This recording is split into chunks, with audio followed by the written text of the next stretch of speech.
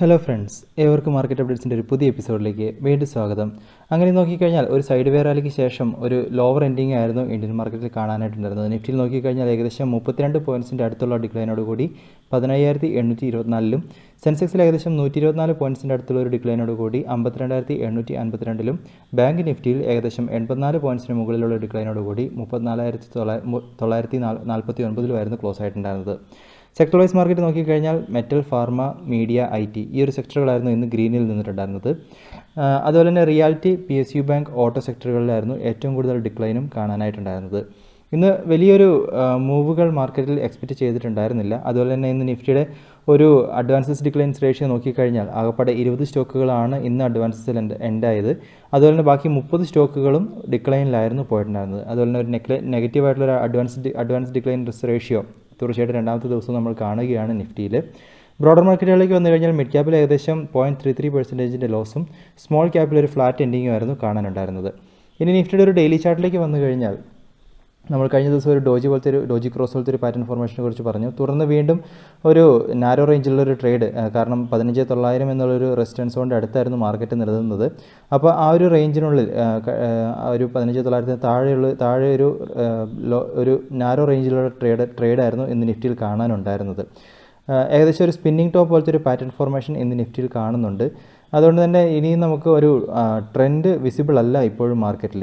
നമുക്ക് അടുത്തൊരു trend confirmation ആയിട്ടില്ല. അപ്പോൾ വീണ്ടും ആ ഒരു 15,900 എന്നുള്ളൊരു റെസിസ്റ്റൻസ് സോണിന് താഴെ തന്നെ മാർക്കറ്റ് കുറച്ചൊന്ന് സ്ട്രഗിൾ ചെയ്യുന്നതായിട്ട് തന്നെ ഇപ്പോൾ വീണ്ടും കാണുന്നു. ഇപ്പോൾ റിസൾട്ട് അതേപോലെ തന്നെ സ്റ്റോക്ക് സ്പെസിഫിക് ആയിട്ടുള്ള മൂവുകൾ ഒഴിച്ച് കഴിഞ്ഞാൽ വേറെ ഒന്നും തന്നെ മാർക്കറ്റിൽ ട്രെൻഡായിട്ടോ അല്ലെങ്കിൽ ഒരു മൂവിനുള്ളൊരു പോസിബിളായിട്ടുള്ള ഒരു കാരണങ്ങളായിട്ടൊന്നും കാണുന്നില്ല. അതുകൊണ്ട് തീർച്ചയായിട്ടും ഈ സമയങ്ങളിൽ മാർക്കറ്റിൽ നിന്ന് കോഷ്യസ് ആയിട്ട് വാച്ച് ചെയ്യുക. നമുക്ക് അടുത്തൊരു ക്ലാരിറ്റി കിട്ടുന്നത് വരെ മാർക്കറ്റിൽ ഒരു കോഷ്യസ് സ്റ്റാൻസ് എടുക്കുന്നത് നല്ലതായിരിക്കും.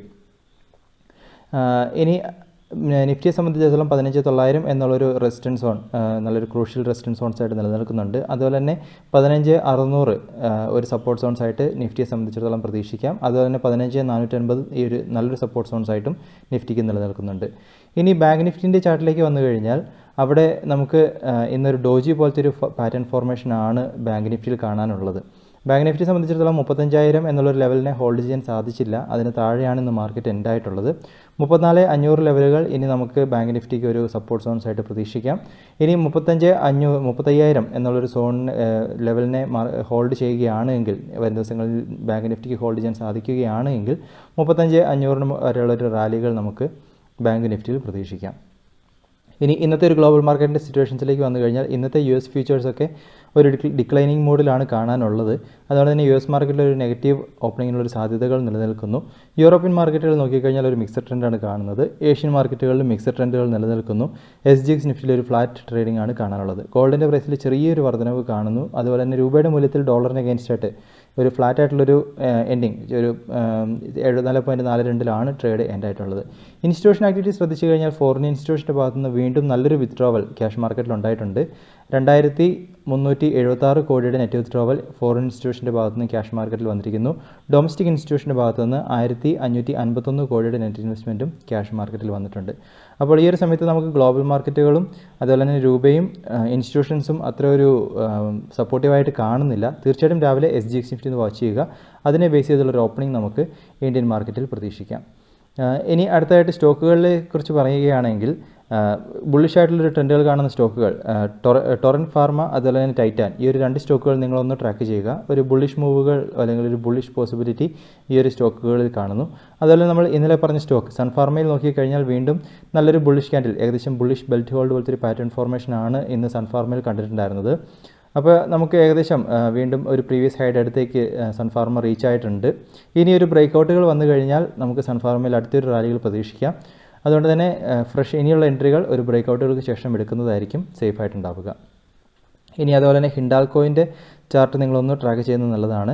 കാരണം ആ ഒരു സ്റ്റോക്കിലും ഒരു ബുള്ളിഷ് ഫോർമേഷൻസ് കാണുന്നുണ്ട്. ഒരു വോളിയത്തിലൊക്കെ ഒരു റൈസ് കാണുന്നു. അപ്പോൾ ഈ ഒരു ട്രെൻഡ് തുടരുകയാണ് എങ്കിൽ നമുക്ക് ഏകദേശം 405 വരെയുള്ള റാലികൾക്കുള്ള സാധ്യതകൾ നമുക്ക് അടുത്തൊരു ദിവസങ്ങളിൽ പ്രതീക്ഷിക്കാം. തീർച്ചയായിട്ടും ഈ ഒരു ചാർട്ടിനെ ഒന്ന് ട്രാക്ക് ചെയ്യുക. അതുപോലെ തന്നെ ഹാവൽസ് ഇന്ത്യ, ഈ ഒരു ചാർട്ട് നോക്കിക്കഴിഞ്ഞാലും ഇവിടെയും ഒരു ബുള്ളിഷ് ഫോർമേഷൻസ് കാണുന്നുണ്ട്. തീർച്ചയായിട്ടും ഈ ഒരു സ്റ്റോക്കിനെ നിങ്ങളൊന്ന് ട്രാക്ക് ചെയ്യുക. ഏകദേശം ഒരു ബുള്ളിഷ് എൻഗൾഫിംഗ് പോലത്തെ ഒരു പാറ്റേൺ ഫോർമേഷൻ ആണ് കാണാനുള്ളത്. ഇനി നമുക്ക് ഈ ഒരു ഹൈയിൽ നിന്നുള്ള ബ്രേക്ക്ഔട്ടുകൾ ഏകദേശം 1175 മുകളിലേക്ക് ഒരു ഓപ്പണിംഗ് വരികയാണെങ്കിൽ ഹാവൽസ് ഇന്ത്യനെയും നമുക്ക് തീർച്ചയായിട്ടും ഒന്ന് കൺസിഡർ ചെയ്യാവുന്നതാണ്. RSI ഇൻഡിക്കേറ്റർ ഓവർബോട്ട് റീജിയനിലാണ് എന്നുള്ളത് തീർച്ചയായിട്ടും ഒരു ശ്രദ്ധിക്കേണ്ട ഒരു കാര്യമാണ്.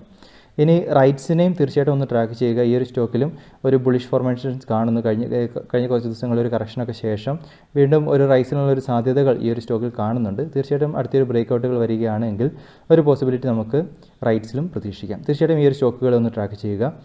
ഇനി പ്രധാനപ്പെട്ട അപ്ഡേറ്റുകളിലേക്ക് പോവുകയാണെങ്കിൽ ആദ്യം തന്നെ NTPCയെ സംബന്ധിച്ചിടത്തോളം അവർക്ക് ഏകദേശം 325 മെഗാവാട്ടിൻ്റെ ഒരു സോളാർ പ്രോജക്റ്റ് ഓർഡറുകൾ കിട്ടിയതായിട്ട് കമ്പനിയുടെ അപ്ഡേറ്റുകളിൽ കാണിച്ചിരിക്കുന്നു. അതുപോലെ തന്നെ HCL ടെക്നോളജീസ് അവർ മൈക്രോസോഫ്റ്റിൻ്റെ ഒരു ക്ലൗഡ് ഫിനാൻഷ്യൽ സർവീസ് അതിൻ്റെ ഒരു സ്ട്രാറ്റജിക് ലോഞ്ച് പാർട്ണറായിട്ട് തിരഞ്ഞെടുക്കപ്പെട്ടു എന്നൊരു അപ്ഡേറ്റുകൾ HCLൻ്റെ ഭാഗത്തു നിന്നും വന്നിട്ടുണ്ട്. ഇനി സൺഫാർമയെ സംബന്ധിച്ചിടത്തോളം വേറെ ഒരു ഗുഡ് ന്യൂസും കൂടിയുണ്ട്. അവർക്ക് അവരൊരു സൈൻ അതൊരു ആക്നെ ട്രീറ്റ്മെൻറ്റ് മുഖക്കുരുവിൻ്റെ ഒരു ട്രീറ്റ്മെൻറ്റിനുള്ള ഡ്രഗിനുള്ളൊരു ഡീല് സൈൻ ചെയ്തിരിക്കുന്നു. അവർ US-ലും കാനഡയിലും ഉള്ള മാർക്കറ്റിൽ ഈ ഒരു ഡ്രഗ് മാർക്കറ്റ് ചെയ്യുന്നവർ ബന്ധപ്പെട്ടാണ്. അപ്പോൾ ഈ ഒരു ഡീൽ വിൻ ഇവർക്കൊരു പോസിറ്റീവ് ന്യൂസും കൂടെയാണ്. ഇനി അടുത്തായിട്ട് Q1 റിസൾട്ടുകളിലേക്ക് വന്നു കഴിഞ്ഞാൽ L&Tയുടെ Q1ലേക്ക് വരുമ്പോൾ നെറ്റ് പ്രോഫിറ്റിൽ 4 മടങ്ങിലധികമുള്ള വർധനവാണ് ഇയർ ഓൺ ഇയറിൽ ഉണ്ടായിരിക്കുന്നത്. 1174 കോടി നെറ്റ് പ്രോഫിറ്റായിട്ട് റിപ്പോർട്ട് ചെയ്തിരിക്കുന്നു. കഴിഞ്ഞ ജൂൺ ക്വാർട്ടറിൽ അവർക്ക് 303 കോടിയായിരുന്നു നിലനിന്നത്. എന്നിരുന്നാലും ശ്രദ്ധിക്കേണ്ട ഒരു വിഷയം, കഴിഞ്ഞ ജൂൺ ക്വാർട്ടർ എന്ന് പറയുമ്പോൾ അത് ലോക്ക്ഡൗണൊക്കെ നിലനിന്നൊരു ക്വാർട്ടറാണ്. അപ്പോൾ ആ ഒരു ക്വാർട്ടറിൽ തീർച്ചയായിട്ടും നമുക്ക് നല്ലൊരു ഡിക്ലൈനുള്ളൊരു സാധ്യതകൾ തന്നെ ഉണ്ടായിരുന്നു. എന്നിരുന്നാലും ഒരു തിരിച്ചുവരവ് ഇവർക്ക് കാഴ്ചവെക്കാൻ സാധിക്കുന്നതായിട്ടാണ് കാണുന്നത്. അതുപോലെ തന്നെ റവന്യൂ നോക്കിക്കഴിഞ്ഞാൽ അവിടെയും 38% വർധനവ് ഇയർ ഓൺ ഇയർ ഉണ്ടായിരിക്കുന്നു. 29,334 കോടി റവന്യൂ ആയിട്ട് റിപ്പോർട്ട് ചെയ്തിട്ടുണ്ട്. ഇനി അതുപോലെ തന്നെ ഇപ്പോൾ സെക്കൻഡ് വേവും അതുപോലെ തന്നെ റീജിയണൽ ലോക്ക്ഡൗൺ അതുപോലെ തന്നെ ഇൻഡസ്ട്രിയൽ ഓക്സിജൻ്റെ സപ്ലൈ ഷോർട്ടേജ് ഒക്കെ അവരുടെ പെർഫോമൻസ് ഒരു ഇമ്പാക്റ്റുകൾ കൊണ്ടുവന്നിരിക്കുന്നു എന്നും മാനേജ്മെൻറ്റ് കമൻട്രിയിൽ കാണാനുണ്ട്. എന്നിരുന്നാലും നല്ലൊരു ഓർഡർ വിന്നുകളൊക്കെ ഈ ഒരു ക്വാർട്ടറിൽ നേടിയെടുക്കാൻ സാധിച്ചു. ഇയർ ഓൺ ഇയറിൽ 13% വർധനവാണ് അവർ ഓർഡർ വിന്നുകളിൽ കാണിച്ചിരിക്കുന്നത്. അതുപോലെ തന്നെ ജൂൺ 30 വരെയുള്ള ദിവസത്തെ ഒരു ഓർഡർ ബുക്ക് നോക്കുകയാണെങ്കിൽ 3.24 ലക്ഷം കോടിയുടെ ഓർഡർ ബുക്കാണ് നിലനിൽക്കുന്നതെന്ന് കമ്പനിയുടെ അപ്ഡേറ്റുകളിൽ കാണിച്ചിരിക്കുന്നു. ഇനി അടുത്തതായിട്ട് ആക്സിസ് ബാങ്കിൻ്റെ Q1ലേക്ക് വരുമ്പോൾ നെറ്റ് പ്രോഫിറ്റ് 94% വർധനവ് ഉണ്ടായിരിക്കുന്നു. 2160 കോടി നെറ്റ് പ്രോഫിറ്റായിട്ട് റിപ്പോർട്ട് ചെയ്തിരിക്കുന്നു. ഇനി അതുപോലെ തന്നെ നെറ്റ് ഇൻട്രസ്റ്റ് ഇൻകം നോക്കിക്കഴിഞ്ഞാൽ അവിടെയും ഇയർ ഓൺ ഇയറിൽ 11% വർധനവാണ് ഉണ്ടായിരിക്കുന്നത്. 7760 കോടി നെറ്റ് ഇൻട്രസ്റ്റ് ഇൻകമായിട്ട് റിപ്പോർട്ട് ചെയ്തിട്ടുണ്ട്. എന്നിരുന്നാലും ഇവരുടെ അസറ്റ് ക്വാളിറ്റിയിലൊക്കെ ചെറിയൊരു ഇടിവുകൾ വന്നതായിട്ടാണ് കാണാനുള്ളത്. ഗ്രോസ് NPA നോക്കിക്കഴിഞ്ഞാൽ ഇയർ ഓൺ ഇയറിൽ 3.7% നിന്നും 3.88% ഉയർന്നിരിക്കുന്നു. നെറ്റ് NPAയിലും 1.05% നിന്ന് 1.2% ഉയർന്നിട്ടുണ്ട് ഇയർ ഓൺ ഇയറിൽ നെറ്റ് NPA. ഇനി ടാറ്റ മോട്ടോഴ്സിലേക്ക് വന്നു കഴിഞ്ഞാൽ അവർക്ക് നെറ്റ് ലോസിലൊരു കുറവാണ് വന്നിരിക്കുന്നത്. കഴിഞ്ഞ വർഷം ജൂൺ ക്വാർട്ടറിൽ 8438 കോടിയുടെ നെറ്റ് ലോസ് ഇരുന്നിടത്ത് ഇപ്പോൾ അത് 4451 കോടിയുടെ നെറ്റ് ലോസ് ആയിട്ട് ചുരുങ്ങിയിട്ടുണ്ട്. എന്നിരുന്നാലും അനലിസ്റ്റുകളൊക്കെ പ്രെഡിക്റ്റ് ചെയ്തിരുന്നത് ഏകദേശം 1500 കോടിക്കുള്ളിലുള്ളൊരു നെറ്റ് ലോസ് ആയിരുന്നു പ്രെഡിക്റ്റ് ചെയ്തിരുന്നത്. റവന്യൂ നോക്കിക്കഴിഞ്ഞാൽ അവിടെ ഒരു 107% വർധനവുണ്ടായിരിക്കുന്നു. 66,406 കോടി റവന്യൂ ആയിട്ട് റിപ്പോർട്ട് ചെയ്തിട്ടുണ്ട്. ഇനി ജാഗൂർ ലാൻഡ് റോവർ വിഭാഗത്തിലേക്ക് വന്നു കഴിഞ്ഞാൽ അവിടുത്തെ റവന്യൂവിൽ 73% വർധനമാണ് ഉണ്ടായിരിക്കുന്നത്. എന്നിരുന്നാലും അവരുടെ ഭാഗത്തു നിന്നുള്ളൊരു കമൻട്രി ശ്രദ്ധിക്കേണ്ട ഒരു കമൻട്രി ഇപ്പോൾ സെമികണ്ടക്ടറിൻ്റെ ഷോർട്ടേജൊക്കെ നിലനിൽക്കുന്നത് കൊണ്ട് ഇപ്പോൾ ഈ വരുന്ന ഈ Q1നെക്കാട്ടിലും വേസ്റ്റ് ആയിട്ടുള്ളൊരു Q2 റിസൾട്ടുകൾ വരാനുള്ള സാധ്യതകളും അവർ ചൂണ്ടിക്കാണിക്കുന്നുണ്ട്. അപ്പോൾ ഇത് ടാറ്റ മോട്ടോഴ്സിന് ചെറിയൊരു നെഗറ്റീവ് ഇമ്പാക്റ്റുകൾക്കുള്ള സാധ്യതകളാണ് കാണുന്നത്. ഇനി SBI ലൈഫിൻ്റെ Q1ലേക്ക് വന്നു കഴിഞ്ഞാൽ നെറ്റ് പ്രോഫിറ്റിൽ 43% ഡിക്ലൈൻ ഉണ്ടായിരിക്കുന്നു. 223 കോടി നെറ്റ് പ്രോഫിറ്റായിട്ട് റിപ്പോർട്ട് ചെയ്തിരിക്കുന്നു. അപ്പോൾ ഈ ഒരു ഡിക്ലൈനുള്ള കാരണങ്ങളായിട്ട് കാണിച്ചിരിക്കുന്നത് ഏകദേശം 440 കോടി അവർ ഇനി ഈ വരുന്ന ക്വാർട്ടറുകളിൽ ഉണ്ടാകാൻ പോകുന്ന ഒരു ഇൻഷുറൻസ് ക്ലെയിംസിന് ഉള്ളൊരു വകയിരുത്തലായിട്ട് 440 കോടി മാറ്റിവെച്ചതാണ് ഈ ഒരു നെറ്റ് പ്രോഫിറ്റിലെ ഡിക്ലൈന് കാരണങ്ങളായിട്ട് പറഞ്ഞിരിക്കുന്നത്. ക്ലെയിംസ് നോക്കുകയാണെങ്കിൽ ഇയർ ഓൺ ഇയറിൽ 1.28 മടങ്ങിൻ്റെ വർധനം ഉണ്ടായിട്ടുണ്ട്. അതുകൊണ്ട് തന്നെ ആയിരിക്കണം അവർ ഈ ഒരു വകയിരുത്തലുകൾ ഒരു നീക്കിയിരിപ്പുകൾ വരുത്തിയതായിട്ട് കാണുന്നത്. ഇനി കോട്ടക് മഹീന്ദ്ര ബാങ്കിൻ്റെ Q1ലേക്ക് വരുമ്പോൾ നെറ്റ് പ്രോഫിറ്റിൽ 32% വർധനവ് ഇയർ ഓൺ ഇയറിൽ ഉണ്ടായിട്ടുണ്ട്. 1642 കോടി നെറ്റ് പ്രോഫിറ്റായിട്ട് റിപ്പോർട്ട് ചെയ്തിരിക്കുന്നു. നെറ്റ് ഇൻട്രസ്റ്റ് ഇൻകത്തിൽ ഏകദേശം 6% വർധനവും ഉണ്ടായിട്ടുണ്ട്. 3942 കോടി നെറ്റ് ഇൻട്രസ്റ്റ് ഇൻകമായിട്ട് റിപ്പോർട്ട് ചെയ്തിട്ടുണ്ട്. അതുപോലെ തന്നെ പ്രൊവിഷൻസിലും നല്ലൊരു ഡിക്ലൈൻ ഉണ്ടായി എന്നാണ് അവരുടെ അപ്ഡേറ്റുകളിൽ കാണിച്ചിരിക്കുന്നത്. അസറ്റ് ക്വാളിറ്റിയിൽ ഇവർക്കും ചെറിയൊരു ഡിറ്റീരിയേഷൻ വന്നിട്ടുണ്ട്. 3.25% നിന്നും ക്വാർട്ടർ ഓൺ ക്വാർട്ടർ ഈ കഴിഞ്ഞ മാർച്ച് ക്വാർട്ടറിൽ 3.25% ആയിരുന്നുവെങ്കിൽ ഗ്രോസ് NPA ഇപ്പോൾ 3.56% ഉയർന്നിരിക്കുന്നു.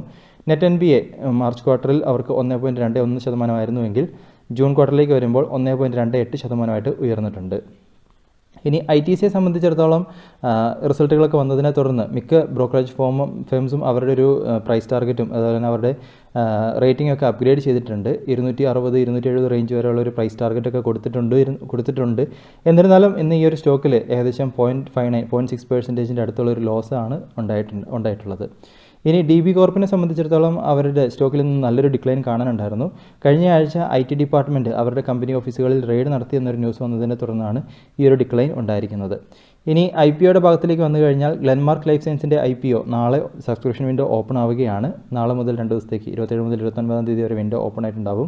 തീർച്ചയായിട്ടും നിങ്ങൾ ഈ ഒരു IPO അനലൈസ് ചെയ്യുക. ഇൻട്രസ്റ്റഡ് ആണ് എങ്കിൽ തീർച്ചയായിട്ടും ട്രൈ ചെയ്യുക.